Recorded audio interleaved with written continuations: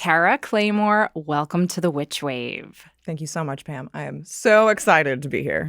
I'm so happy you're here. And as I told you before we started recording, I invited you here for such, I'm just going to call them selfish reasons, in hopes that what I've been going through lately in my own journey, in terms of my relationship to my body and fitness and health, in hopes that other people are going to be able to relate to it. And I imagine they will.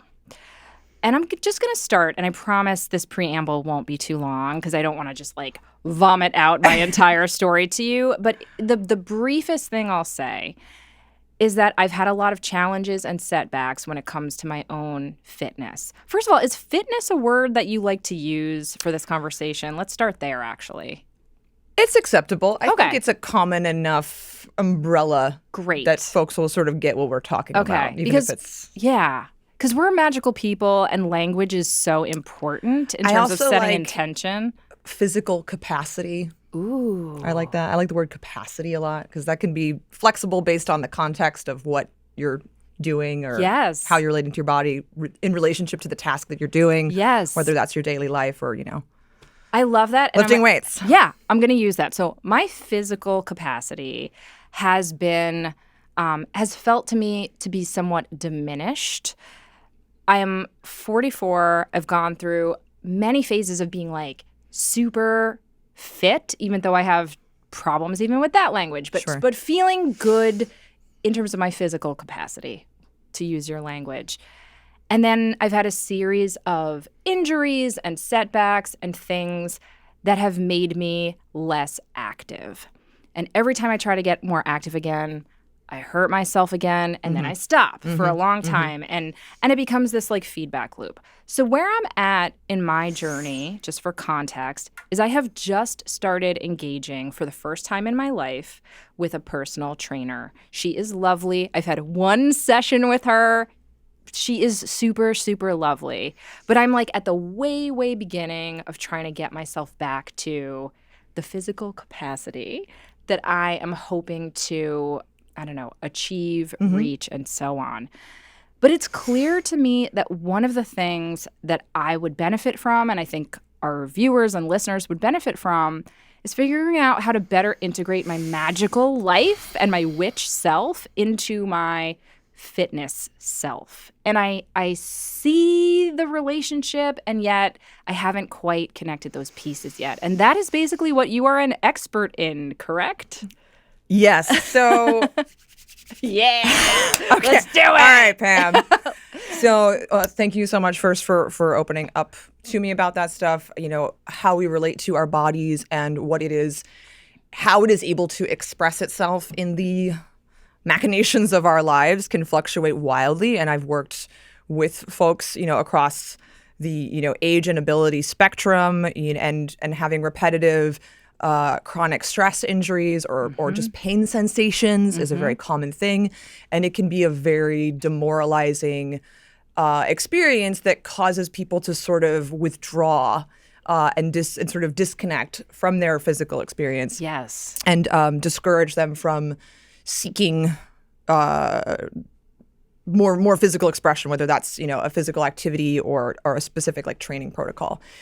So I'm an animist, and the way that sort of ties into and expresses itself through how I approach physical training is that I am in relationship with a host of living animated forces that have condensed into the focal point that I call Cara, that I call my body. All right, I love this already. And I think most people know what animism is, but if you could expand upon that, that'd be great. So at least for me, this is I engage with my spirituality through what I would call an inspirited worldview, in that I relate to everything as though it is alive. Yes. And so the land has spirit, the molecules of my body has spirit, this table has spirit. Yes. There are nature spirits, there are animal spirits, there are disincarnate intelligences, some of which may be more like us and that we might call gods or ghosts, or maybe our own dead. all the way to more primal elemental forces as well. So I think reality is very beautiful and strange and mysterious, and we have our different ways that we might codify and name those forces. So I sort of walk around like I'm in Lord of the Rings at all time. Like just everything is alive and magic and intense. So for a little context, I came to physical training in my early 20s, and it was sort of I was like somewhat active as a child, but I was very much like an artsy theater kid and did not feel super at home in sports or stuff like that. But I love being outside. Thank you. But it was sort of after the sort of shitstorm of my early 20s, where I was doing a lot of bartending and like service industry jobs, and a lot of that was just very not good for me. And I ended up finding my way to just a job at a gym in like a customer service capacity, and through that, and sort of following this like fairy breadcrumb trail of just hunches, I fell into the sport of strongman, strongwoman, which, for those of you that don't know, is basically like extreme manual labor done at very high intensities. You're picking up massive boulders and kegs of beer and sandbags and odd object lifting. Although it's mixed in with some like classic barbell training, and a World's Strongest Man is probably the most well-known iteration of this. So to pause you, in the world of Lord of the Rings, would you be, I don't know, a dwarf? Who are the strong men and strong women of Lord of the Rings? So, I definitely think I have a lot of dwarven qualities. I like gems and stones. I mean, but I also like love the forest and being outdoors. So I feel like I might be like a Mirkwood elf. Oh, like nice. I might, I'm not quite the like Lothlorien, like more ethereal elves. I'm more like, like down in the mix in the ground. A little bit. Okay. Nice. So maybe you could haul giant gems in your next iteration of Cara. That's but right. anyhow, That's right. Sorry, I feel like I've gotten so off track. No, I got you off track because I had to ask you that full-on dork-ass question. So here you are. You're in the world of being a strong man, strong woman, and are you competing? Yes. Okay. Yes. So I sort of found myself training in this sport and competing in this sport. And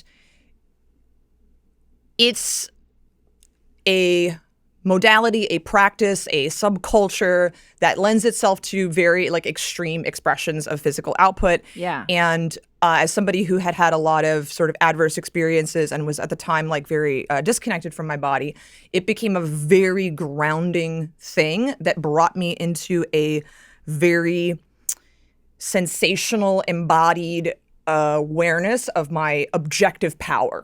Like when you start moving weight from A to B that is like twice your own body weight, it's like there's no ambiguity about it whatsoever. It's like, I am strong, period. Yeah, I can do this. And that produced a very powerful shift in my awareness of my body and what it could do, and my realization that I had all of these sort of subliminal or like tapes? Unconscious like tapes and stories about what I was capable of doing. And I realized I had no idea what I was capable of doing. Yes. And so I got really in love with pursuing ever, greater weights and bigger challenges. So for a while, I was just very about the sport and competing in it and experiencing my own power through it. Yes. And then through the sport and through a couple of contests in particular, I had these moments that I now describe as borderline encounters with the numinous, where I surrendered to a state of being and flow where like something else in my system took over, and I was able to do things that just like completely blew my own mind. Wow. And that sort of furthered and or sort of cemented my belief that our physical vessel is this sort of nexus point of energies that we get to relate to and cultivate in particular directions. And strength through resistance training in particular, which is like a methodology, it's a principle in action that you can do many different ways, is a really reliable tool for cultivating a specific relationship to your ability to be grounded and powerfully expressive of your physical space in a way that is unique to strength training that other modalities will not necessarily reproduce. And if I could pause you, you're talking about having that presence, that confidence 24/7. Well, maybe not when you're sleeping, but like, my sleep, I'm just like I knew it. But not just in a gym context, but when you're just like walking around or hanging out with friends or having a business meeting, I imagine you feel empowered and grounded in a way that maybe you didn't before. Absolutely. Okay. And that's also, I think I was very fortunate. I had very good, very nurturing teachers for like my early years of strength training. Right. And I worked and collaborated with some really great people. And around a few years into my strong person journey was when I started actually developing my magical and spiritual practices and sort of opening up that part of myself after being away from it for a very long time. Yeah. So strength training sort of came first. Interesting. And it was in my exploration of like the spirit world and my own spiritual seeking that I began to see a lot of parallels to strength training as a personal cultivation discipline and magic as a personal cultivation discipline tool or practice. Yeah. So there's a lot of ways that they intersect for me. Sorry to cut you off. What was your sort of like magical gateway drug that got you engaging or re-engaging with your magic? Was it tarot? Was it something else? Do you remember? It was my web series where I played an exorcist. And in the writing of the web series, as we wrote the character and she was doing explicitly magical things that at the time I was like, haha, this is make-believe. By the end of the web series, I was like, I'm all in. Okay, so this is incredible, and we should catch people up to say you are also a filmmaker. Yes. It sounds like you're also an actor. Yes. Okay. And so talk about that, actually, because I'm really interested in the ways in which roles we play in our artistic lives can be these alter egos and containers for true magic and transformation and ways in which we can like tap into these different aspects of ourselves. So please actually let's follow this weird kind of deviation that's not really a deviation and talk about this web series. So this web series was a natural emergence from my creative relationship with my partner, Jackie Payne. Together, we are Sunstrike Pictures, and we're an independent film company. And at the sort of outset of our primary collaborative creative relationship, we came together and started writing this story. And it just combined elements of different things that we were really interested in creating and seeing. And it was sort of our like second film school. We both went to school for acting, and now we were at a place where we wanted to make our own work. And so we started writing this character, and she became sort of, her whole gist is that she is a sort of maverick exorcist who, doesn't play by the rule book and does things her own way. She's a bit of a chaos magician. Yeah. And has this sort of syncretic blend of how she blends witchcraft and sort of like what you would think of when you think of like an exorcist. Yeah. In terms of like the Catholic lineage. Yeah. I was raised Catholic too, so this is like sort of a yes working through my own sort of religious lineage.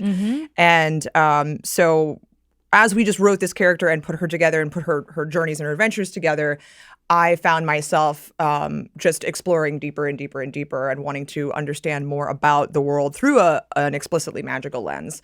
And my partner is a very spiritual, very magical person who is incredibly nurturing of that. So just many late nights of speaking and doing ritual and exploring things. And then it just got to a point where the level of synchronicity and high strange in my life kind of tipped in a certain direction, and there was just like no going back.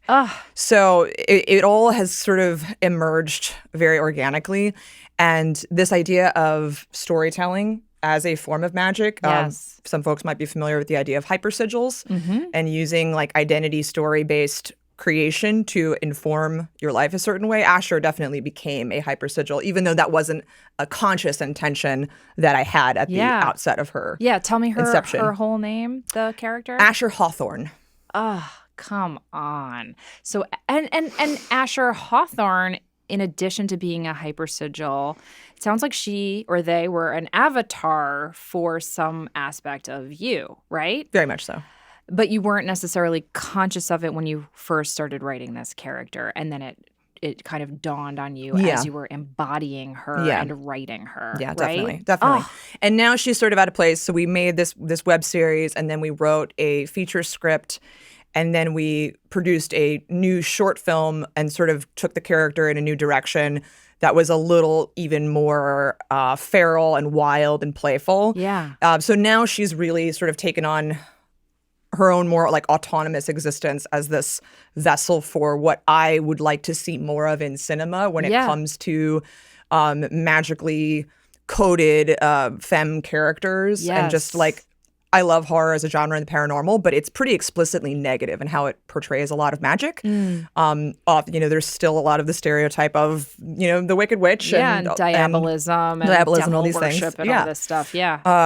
And that can be a wonderful time. Like The Witch is one of like my favorite movies, but I wanted to also see and create a character who could be this sort of more sovereign and baggage-free, spiritually authoritative person who's completely doing her own thing. Incredible. Okay. So many follow-up questions. Just the first, easy one is, what is the name of the series and the film? How can people watch them if indeed they can? Yes. The series is just called Asher, and it's on YouTube. So if you search Asher Lonely Cow Productions, which was our production company name at the time, it's all up there. Great. And the short film is called Be Not Afraid, and that is currently in we're putting it into festivals right now. So it's not widely viewable, but it will be hopefully later this year. Okay. So watch this space. I want to connect Asher to then the magical fitness goddess, witch, magic maker that you are.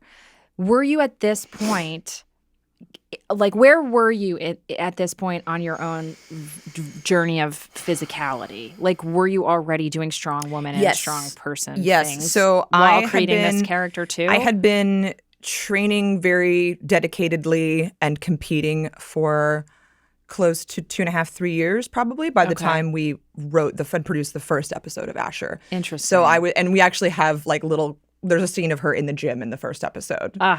So that sort of element of my physicality was written into the character, and that was also informed a lot by some of the things that I'm doing now, go back to the earliest version of me. I was watching X-Men, the animated series, when I was a child and was that's what I want to be. There it is. Ooh, anyone in particular? Oh, okay. And then little Gambit too. Little Gambit, little Nightcrawler. Nice. I relate to all of them in different ways, but Rogue was always my number one. I love this so much. Okay. So there you are. You're doing these competitions and you're starting to explore your magical practice. Your creative life is also blossoming through this character. When did you start connecting your magical practice that you were developing with your physical practice? 2020.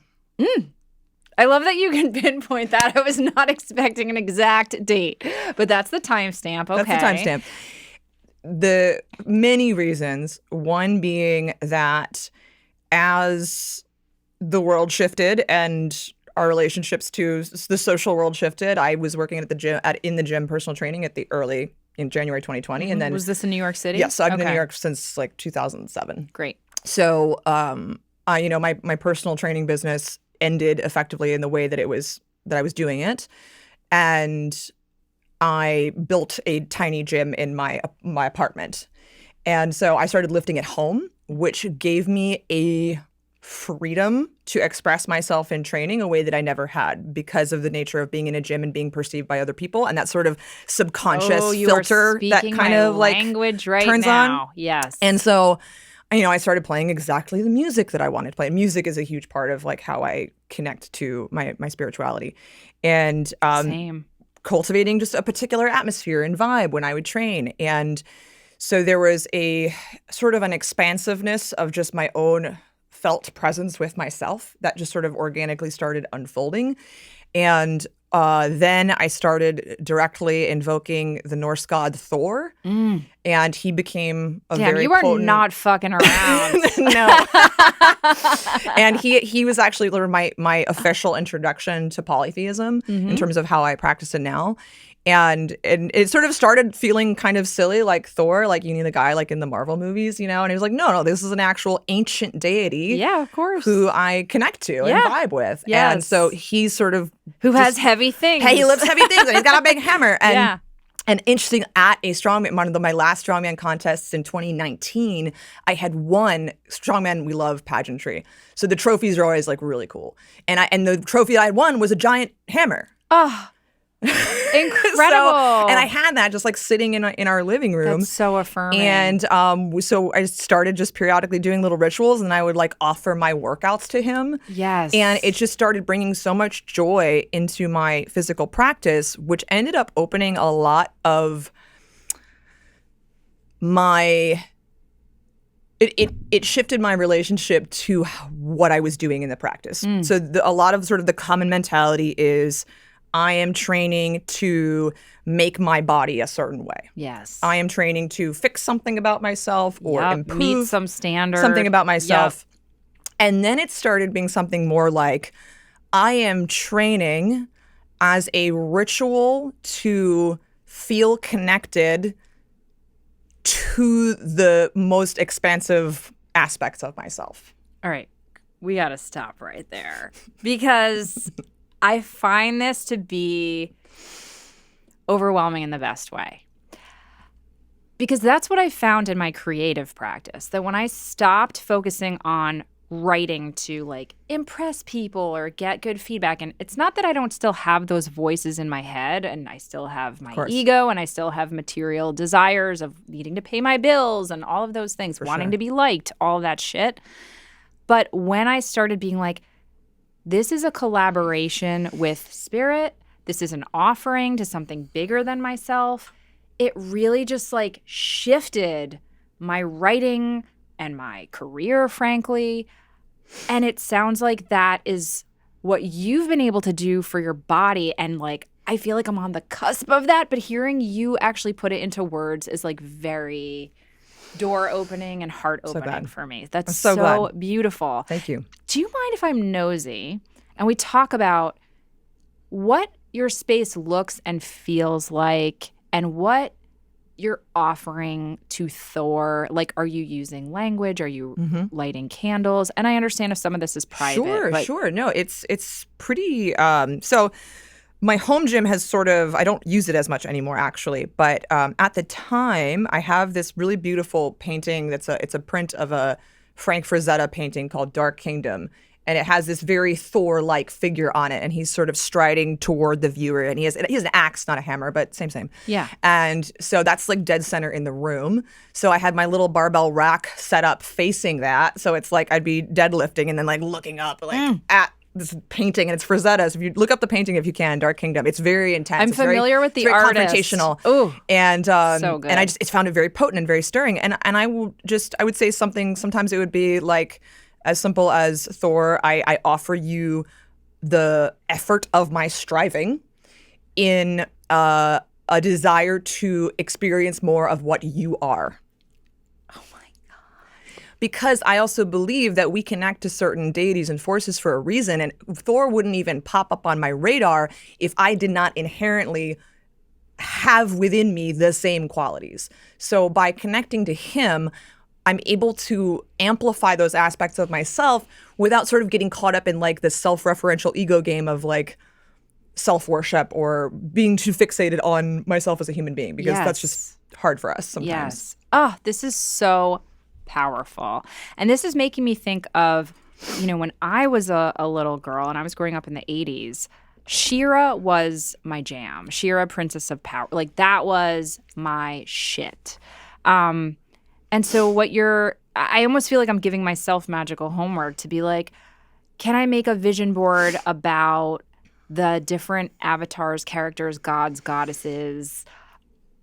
For me, it's not necessarily Thor, but I'm devoted to Artemis, and she's the goddess of the wild, the moon, archery, which wonderful. I've never learned archery, and I'm kind of tempted to. Perfect, right? But it makes me want to figure out who are some, and I know I'm just interrupting myself because I'm so overexcited and my tongue is not keeping up with my brain. But I feel like a lot of people, they're like fit inspo. It's like skinny people or bikini people or celebrity people. Bikini people. You get the idea. And it feels so much more nourishing to me to be like, okay, not that I do this myself, but for someone to be like, okay, I'm not going to put up an image of, I don't know, Scarlett Johansson's just popping into my head. Sure.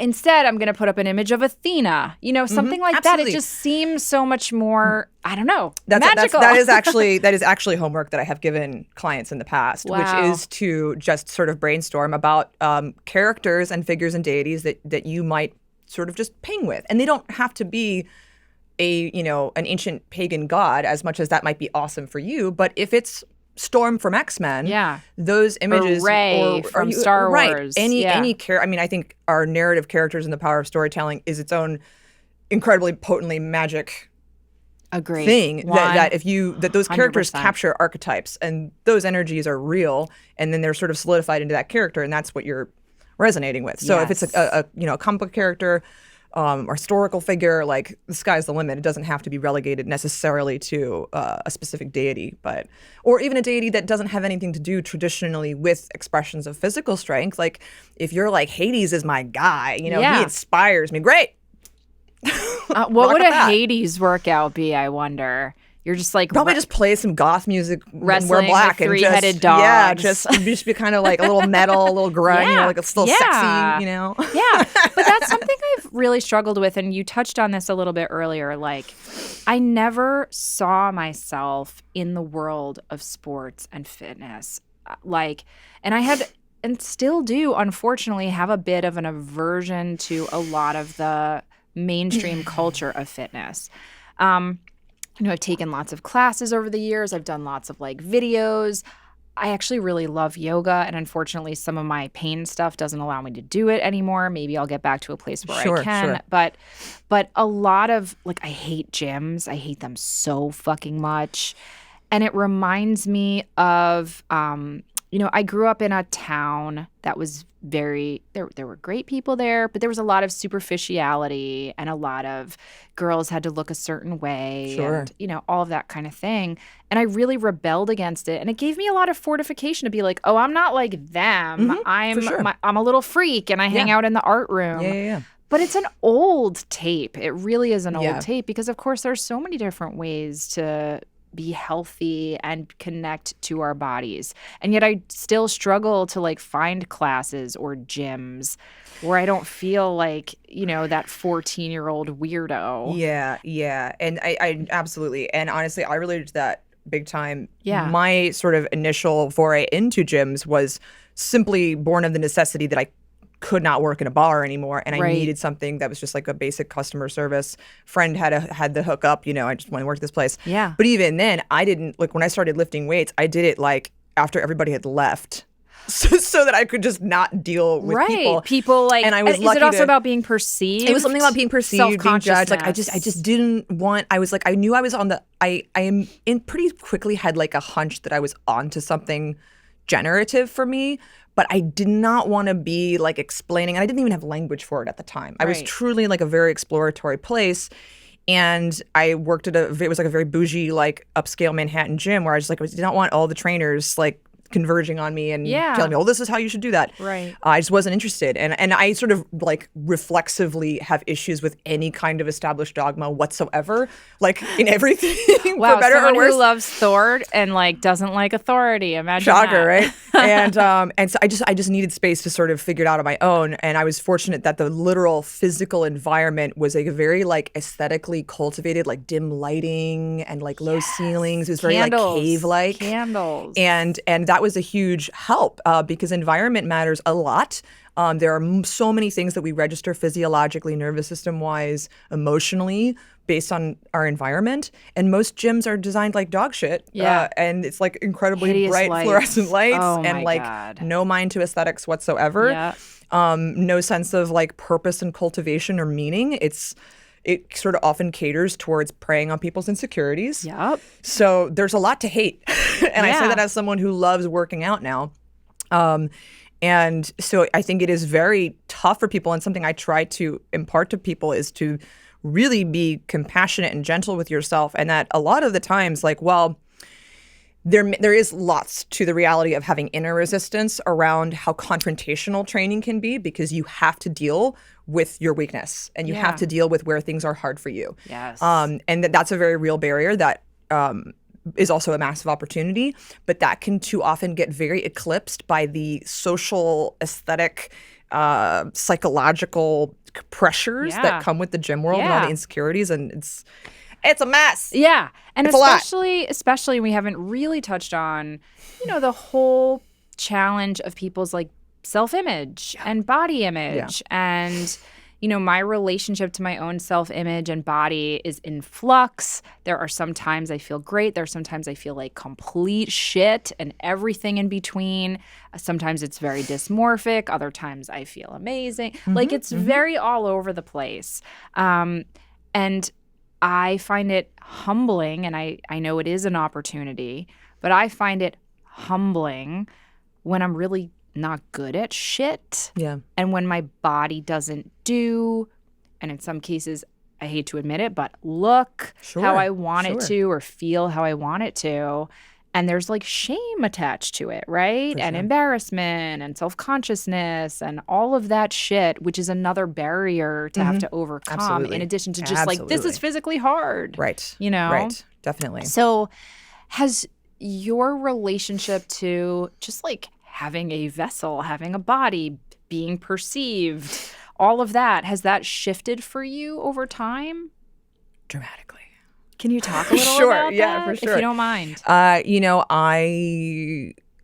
as a child and teen, as a very young child, I didn't even think about my body. It's like I was just running around having a good time, being a little fairy creature. Bliss. And then puberty, and then school, and all these things that suddenly made me aware that I was being perceived, and all of the social weight that comes with, being perceived as a teen female in a certain social, political framework or whatever.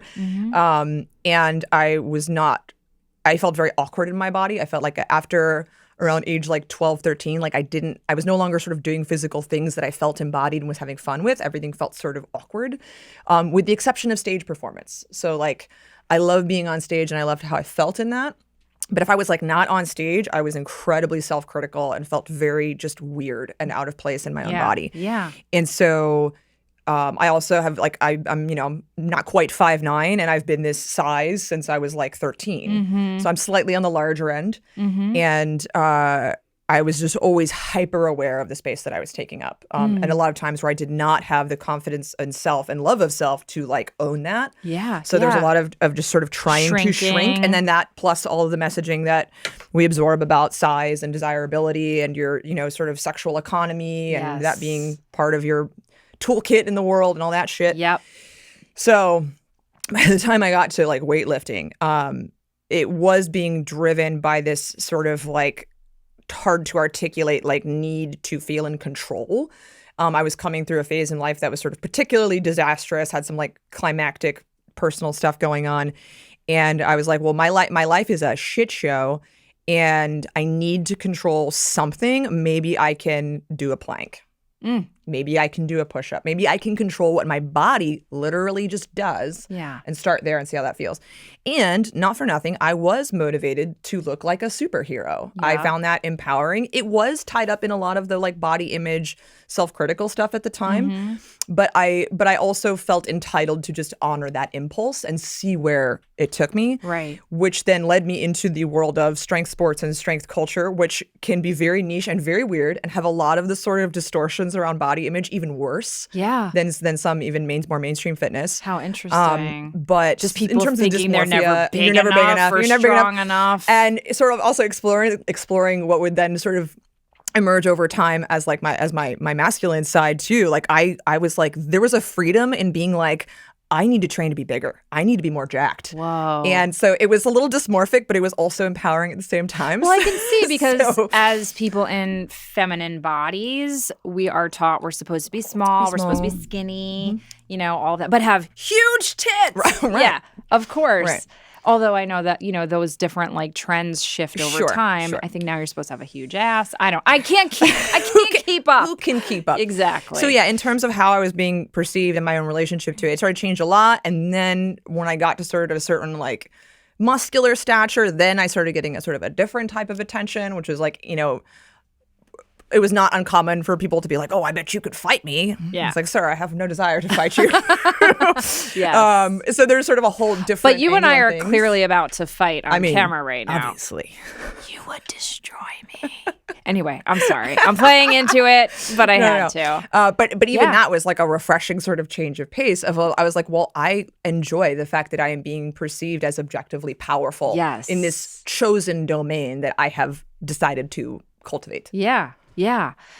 That's so interesting. I'm wondering, so now you coach people, you teach people how to do this. And is that something that you enjoy? Like, what is your perspective on being somebody's, I don't know, would you call it like a fitness doula? Or, there's probably better language. No, I'm just a coach. Yeah. I'm just a coach. Coach feels I like coach. I also like mentor. That's good. Because my early coaches, they were also effectively mentors. And I like the implication of moral responsibility and ethical responsibility that comes with that, because I am in the care and stewardship of their bodies. Yes. And there is risk in what I do, and I have to be very dialed in and attuned to my people's needs. Yeah. But I'm also there to help them discover that they are capable of a lot. Mm-hmm. And so I get a great deal of joy and satisfaction from helping people get to that point of, oh my gosh, I didn't know I could do that. Yeah. That is just one of the most special feelings ever.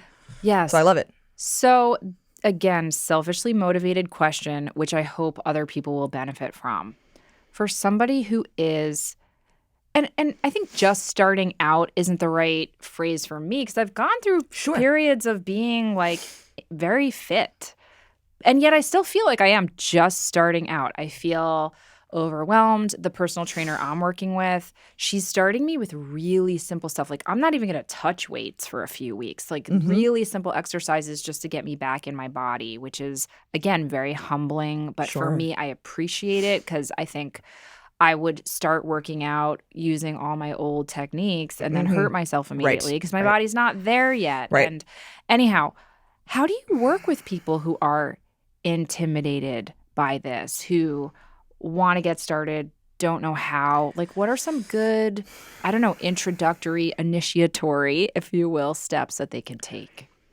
I think following your natural curiosity is very important, and not feeling pressured to adhere to a certain modality or approach just because it's like what everyone says you should do. Mm-hmm. So while I love resistance training and traditional barbell training, if that feels wildly unapproachable and scary, maybe don't start there. Mm-hmm. Start with something that's maybe more body weight oriented, calisthenics oriented. If you're inspired by a particular modality, like even if you're like you mentioned like archery earlier, you're like, that's not exercise, right? But if you really approach that skill as something you're passionate about, you might then discover, well, to get better at archery, I maybe would benefit by strengthening my upper body a little bit. So what exercises can I do? You might discover, oh, maybe I should buy a pull-up bar for my home. Mm-hmm. And then you get a pull-up bar, and then you start doing, band-assisted pull-ups or something like that. Mm-hmm. And so you find sort of a gateway through something that naturally like excites you. I'm a huge believer in following excitement, because I think our own natural desires are correct. And it's an interpretation issue we have sometimes. Mm-hmm. So if you do have that being said, sometimes desire comes with a spark of fear, and it's actually a good thing. So if you're like, okay, there's something intimidating about this, but in that way that like kind of gets the blood up, I think the path will unfold as you follow that curiosity. Maybe that leads to you going to different gyms and, trying sessions with trainers or trying a different group class. You're not going to know that you found the thing until you've tried a bunch of different stuff. Mm-hmm. I think I was just in the right place, right time, and I had certain things sort of delivered to me because I was seeking, and that was it. And a lot of people end up sort of finding that that's what happens, is as soon as you decide that you are available to pursuing this thing for yourself, options will start to appear. It's so funny you say that. And it's like I give this advice all the time for people who are looking for like a witchcraft mentor or teacher. And it's like, if you ask the universe, if you cast a spell to find it, suddenly you find a teacher. I mean, that's what happened with me. I cast a spell, and listeners have heard this many times, but I cast a spell in my 20s to find a teacher. And literally the next day I was led to Robin Rose Bennett, who's a green witch who became a mentor of mine. And yet it has never occurred to me to cast a spell to find the right fitness path. So, and this Why, is Cara? right. And so this is the problem. I think I'm going to broadly generalize, but this is the problem with the Western mind. Yes. Is that we box everything into these very strict categories. You're like, well, I'm a witch, but only when I'm at home with my herbs doing my specific witch thing. It's like everything has the opportunity to be enchanted. Yes. So I'm a huge fan of magical journaling. If anyone, highly recommend Aidan Wachter's books. In his book, Weaving Fate, he details a really awesome practice that I got a lot out of. Read the book, but effectively it's a magical journaling practice where you're writing about things as if they've already happened. And I use that approach to great success in many areas. And I think that's a really great way to approach things from a metaphysical perspective. One, when you write about something or voice memo or whatever your jam is, you start to get a sense of, you start to pull out, okay, this is how I really feel about it. And then you can start to select, well, what do I really want to feel about it? Like, oh my gosh, I found the most perfect niche mentor trainer for me. She's this and she's that. They introduced me to these cool things that I never heard of before, but make me feel so powerful in my body. So I think it's an opportunity to get curious about what the ideal experience would feel like, and then go from there. Oh, that is such good advice. Now, when you are doing these offerings to Thor, is there a way, like I understand the whole session might be offered to him, but is there a way that when you're literally lifting the weights, you're also in that magical mindset? Or like, how does that work, so if you don't mind? No, not at all. So I think it's for me, it's one of those things where the intention at this point is now just sort of like baked in. I have like on I'll use a little whiteboard when I'm at the gym. It's common in CrossFit gyms, which is where I train, to use a little whiteboard to track your reps and whatever you're doing. And I'll draw like a little bind rune that I came up with. That's just sort of like a reminder and sort of an invocation. Sometimes I'll verbally actualize like, hey, Thor, be with me. I'm doing the thing. And then I just try to relax and be as present with my body and with what I'm doing as possible. And I just trust that by setting the intention and connecting to it, however briefly, like it's not a big to do. Yeah. It's really not. Although for me, I'm like, ooh, what's my fitness altar gonna look like? Sure. Like just because I totally love could. that. Absolutely. I have an altar for my book right now because I'm finishing my book. It's coming out in October, and so I have a book altar. Why not have a fitness altar, Absolutely. a body altar, Absolutely. a vessel altar? I think the sky is truly the limit. I would say with regard to that, the sky is the limit, but don't let some sort of sense of self-obligation that you have to do a whole big thing stop you from doing anything. Right. So if you literally are just like, I'm going to get down on the push-ups and just say, Thor, help me. Like, that's enough. Yeah. That's enough. And then, as you find the relationship and the dynamic as it goes, it'll evolve. And I'll say too that, so part of Thor is an aspect, but lately as well, I've also been really connecting to the elements and how the elements and the land are expressed through and in our own bodies, and how our bodies are an emergence of the land. And so from this sort of animistic lens of relationality, when I am taking time to self-cultivate and steward my body in a way that feels good to me, I'm also connecting deeper into the land and into its spirits and energies. That is so gorgeous. Thank you. And it's also helped to de-emphasize the more, sometimes the ego side of it's fun, but it's helped to sort of de-emphasize that a little bit as well. And also to bring in a sense of like almost communion, in the sense of connection to other forces, that the water and the sky and fire and earth are all part of me, and I can call on those elements to support me in what I'm doing. Yes. So just to out myself as an even bigger nerd, my girlfriend recently got me started playing the Elder Scrolls Skyrim. Okay. And in that, I'm a battle mage. That's a video game, It's a video right? game. Okay, it's a video game. And I'm a battle mage, and you get to like select, your bias, your skill biases. So I do little weapons and a little casting. And there's a spell that you can cast called Stone Flesh and Oak Flesh, and you cast it, and then your skin gets like tougher in the game and makes you like more damage resistant. Yes. So now that gave me more language and ideas. So now when I'm getting under the bar for like a really heavy squat, I'm like, stone flesh. And it's like I feel, and it helps me like connect to my energetic lines, and I like connect more deeply into the tension that I need to generate to do that movement. And so it's sort of it's expanded my language and imaginal playground for how I'm dealing with the forces that I'm moving through my body. That is so awesome. That really resonates with me, and it also makes me giggle in the best way. I know you're also a tarot reader. Yes. And the strength card is obviously like wanting to come into the chat right now. Are there other tarot cards that you feel are helpful for you in terms of how you relate to your own body and your own strength, or is strength the card for you generally? Well, that's a great question. I actually read tarot for a little while explicitly through a talking to the body lens. And sort of just using the tarot to have a conversation with my body about what it needed. And so cards like the 10 of Wands, I relate to being able to shoulder large burdens and move them effectively to the culmination of my goal. Yes. I also relate to all of the knights and their like lance bearing. There's a lot of cards. The Chariot I love from just a sense of like energetic and forward movement. Yes. The Star, I just love because I love it. She's my fave. Yeah. It's also the card of my birth date. Oh, it's like associated in numerology. So like I'm the Star.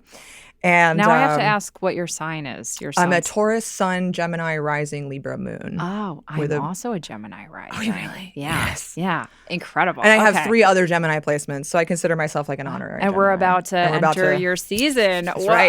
That's get right. ready. That's right. So I got to shout out Mercury Hermes because like he's a really potent energy in my life as well. Same. He's the guiding spirit of my new book, yes. actually. Oh, I bet he loves that. I bet he loves that. Let's hope so. I sense he does. But that's okay. So the tarot cards you're using to both inform your practice, but there are certain archetypes that you click into. As well. And I mean I use tarot in a lot of different ways. Like I have done sort of what you might, I guess, traditional divination, like predictive divination. I've done.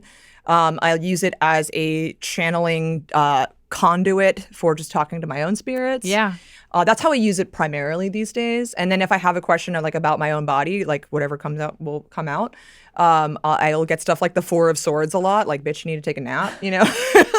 Like you need a rest. We all need that card in and our then life I'll get right like now. Knight of Wands. And I'm like, these are 2 different messages. A little bit of both. A little bit of both. Exactly. So yeah, I love the tarot. And obviously I'm talking about the sort of Waite Coleman Smith influenced lineage of it. But I love the tarot. And so people can work with you in a few different ways. And I imagine you sometimes maybe combine them. They can hire you as a personal trainer. They can take classes with you, I understand. And also you do public or rather professional tarot readings as well, right? So I haven't, yeah. and a filmmaker and all the things. In short, when it comes to working with me in the context of fitness, I do work with some folks remotely in terms of like sort of coach mentorship where I will design a protocol for them and they'll follow it. Those typically are people who have like a little bit of experience with lifting weights that just need a little bit of like guidance into how to focus their time. And accountability. And support. Yeah. And I teach CrossFit at CrossFit South Brooklyn. Shout out. Wonderful, wonderful place. If you're in Brooklyn, please come by and take a class. And I also, within that space, I teach something that is called Mythic Strength, which is a strong person-inspired lifting protocol that's like 3 days a week, mostly lifting, and it's sort of done in the style of strongman training where it's very lifting and strength-oriented with a little bit of the competitive, dynamic elements that you would see in a competition setting. So like you need to get these 3 heavy sandbags from point A to point B as fast as you can. Yeah. How much are you bringing your magic overtly to your clients? In that space, not super explicitly. Okay. Within Mythic Strength, it's sort of just baked into how I approach it. But I keep it to the brass tacks of like movement for the most part. Yeah. But just being who I am, it just kind of like leaks out. Yeah.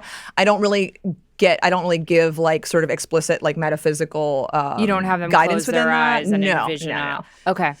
But if someone wanted to work with you in a more, I'll call it esoteric and exoteric capacity. I imagine that would be that's something appealing for you, oh, absolutely, right? and that's something that I really like doing, and it's something when it comes to sort of one-on-one work now, I like to really tailor the process to that person and what they need.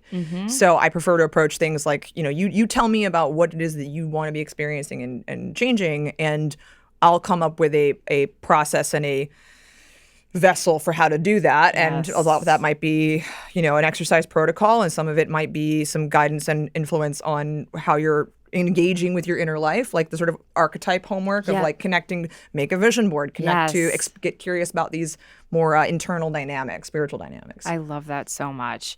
I cannot believe we're almost out of time. I feel like we've been speaking for 15 seconds, which is such a good sign. People are going to want to know how they can work with you. I also want to shout out your Substack, which I really love. Can you remind me the title of it? Yes, Strength Magic. Yes.